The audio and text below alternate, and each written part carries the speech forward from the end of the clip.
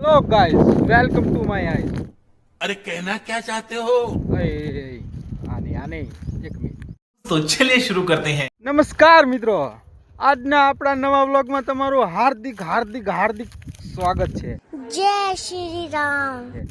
તો કાલનો વ્લોગ તમે જોયો છે, તો આપણે પાણીવાળા ગયા હતા ને તે ત્યાં જ્યાં હતા લાઇટ વહી ગઈ, તો પાછા આપણે વાડી આવતા રહ્યા છીએ। જોવી લાઇટ આવી છે કે નહીં, અને મોટર ચાલુ કરવાની રચકો પાવા હાટું।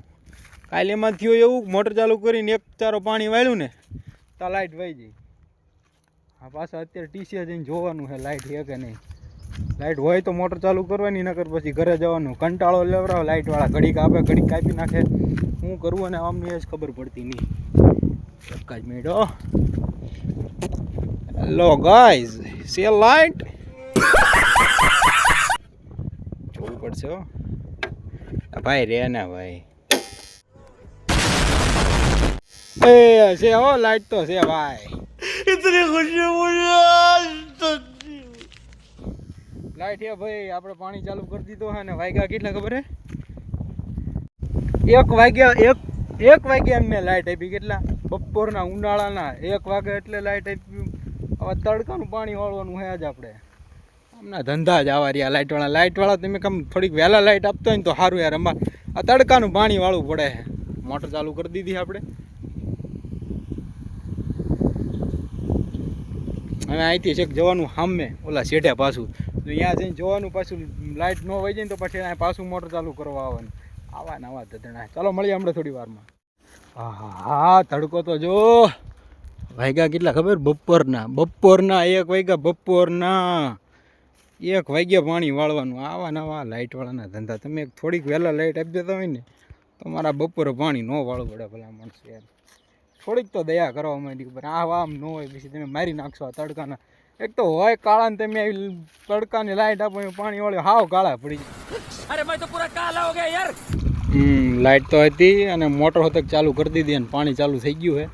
એમાં થયું એવું કે કાલ છે ને એક ચારો પાણી વાળ્યું ને, પેલું જ નાકું વાળ્યું ને તો લાઇટ વહી ગઈ। પછી લાઇટ આવી જ નહીં, કંટાળો લેવા દીધો। અને હે ને પાછી લાઇટ અત્યારે આવી છે બપોરે, તો બપોરે પાણી વાળવાનું ચાલુ કરવાનું છે આપણે। આ વીર પાવડાવાળા પાવડો ઉપાડી લીધો છે, જવાનું છે પાણી વાળવા।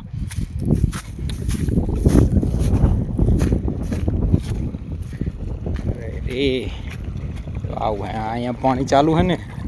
અરે આ ફૂટી ગયું। 2 મિનિટ ચાલુ રાખજો, હું આ થોડુંક અંધારી દઉં। आप भी ठीक करके देता हूँ।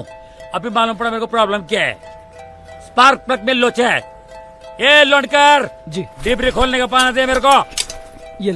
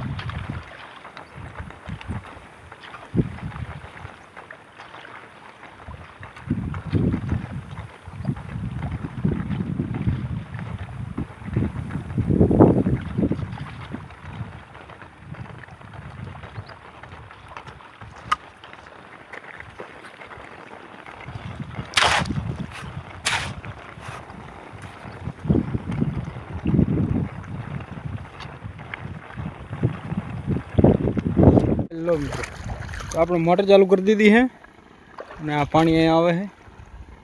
અહીંથી જઈશે આપણે રજકામાં। કાલે ખાલી એક નાકું વાળીને વહી ગઈ હતી। આ જોઈ લાઇટ કેટલી ઘડી રહે, હાં સુધી રહે તો હાં સુધી પાણી પાડવાનું પછી આ રજકો આખો પી દેવાનો થાય। 2 દિવસ અઠવાડિયેથી હેરાન કરે લાઇટ, અઠવાડિયેથી આવે ને જાય, આવે ને જાય, આવે ને જાય। આમને રહેશે જ નહીં મેળ આવે। તો 1 મિનિટ હો, નાકું વાળી લીધું, નાકું વાળી નાખું।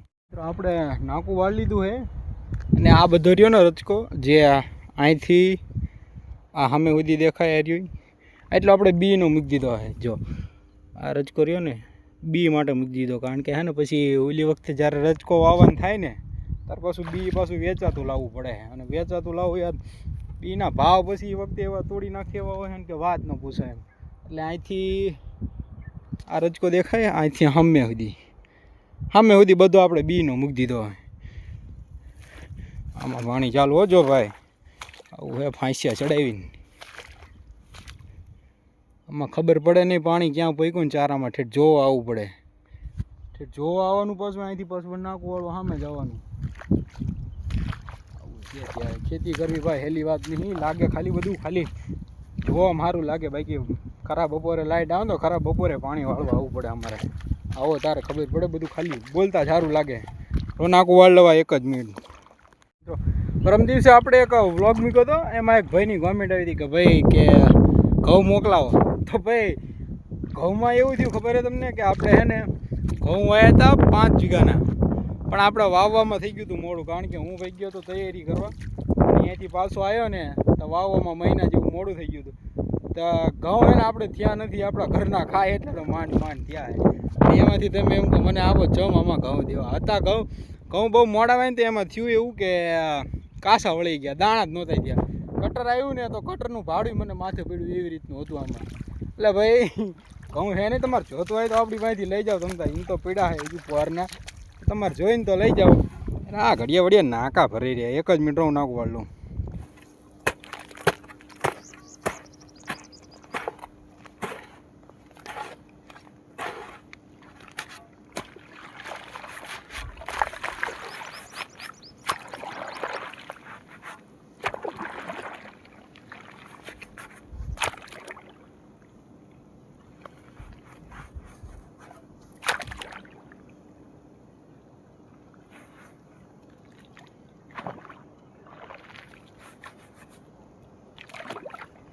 થાય છે ખબર હે, આપણે અહીંયા નાકું વેલ્યું હોય ને એટલે અહીંથી પાણી સામે રજકો મોટો થઈ ગયો છે ને તો દેખાય નહીં કે ક્યાં પાણી પહોંચ્યું. એટલે એ જોવા છે ને આ રજકા હોરું જવું પડે તો ખબર પડે કે પાણી પહોંચ્યું ક્યાં.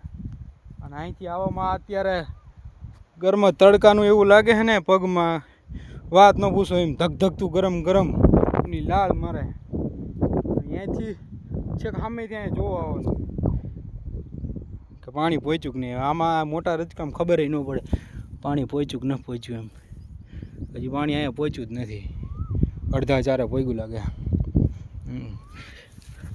અહીંયા પાણી પહોંચ્યું છે, ઠેઠ સામેથી પાણી આવે ને ત્યાં પહોંચતા વાર લાગી જાય. અહીંથી જોવા આવવાનું પછી જોઈને પછી પાછું જવાનું. આવું છે ત્યારે ભાઈ ખેતીમાં કંઈ એલી વાત નહીં, આ બધું કરવું પડે. અહીંયા પાણી પહોંચે ને પછી નાકું વાળો પાછું સામે જવાનું. આવું છે ભાઈ.